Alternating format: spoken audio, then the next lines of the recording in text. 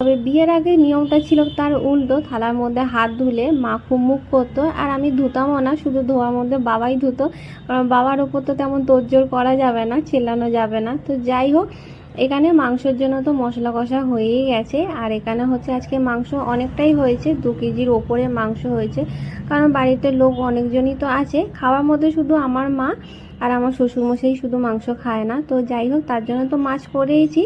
আর আজকের মাংসটা হচ্ছে বলতে গেলে পুরোটাই কাঁচা লঙ্কা বাটা দিয়ে তরকারি করেছি। শুধু মশলা বলতে একটু কাশ্মীরি লঙ্কা আর হলুদ গুঁড়ো, এই দুটো মশলাই ব্যবহার হয়েছে। আর নুন তো অবশ্যই লাগবে, রান্নাতে নুন ছাড়া তো সম্পূর্ণ না। তো মশলা কষা আমার এখানে হয়েও গেছে।